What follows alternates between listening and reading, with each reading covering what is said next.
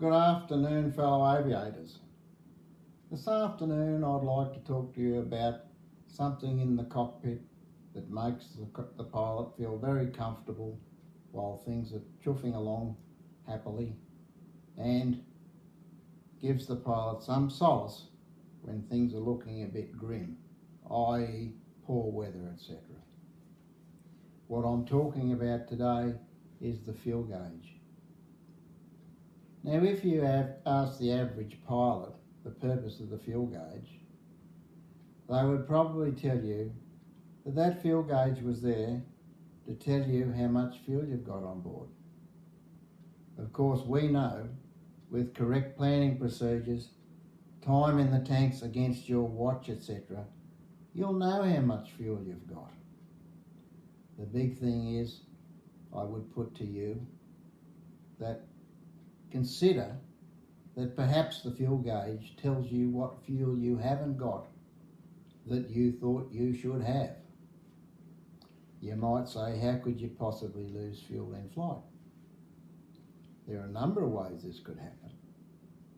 On some injected engines, you need to select the correct tank after takeoff because the excess fuel from the injector pump is returned to one tank, and if that tank isn't used, you'll be venting that excess overboard. You'll get a surprise perhaps. Another instance that I recall is when a pilot on the ground noticed a high-winged aeroplane overflying, venting fuel. He phoned flight service, who contacted the pilot, who upon landing found that the fuel cap had not been replaced.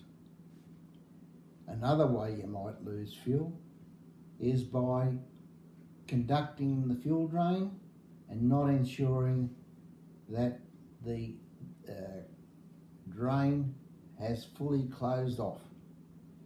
Some older model aeroplanes had a half twist on that fuel drain, and if you did a quick fuel check and turned away, it could be still venting fuel, which you wouldn't see in a low-winged aeroplane.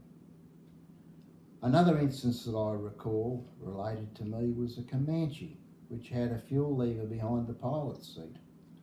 Somehow an object had fallen down and tripped that lever, and that aeroplane was venting fuel beneath the fuselage in flight. The pilot, on checking his gauges, found that he didn't have the fuel that he believed he should have, and on landing discovered that he'd dumped a lot of fuel overboard. Wouldn't have made it to his destination.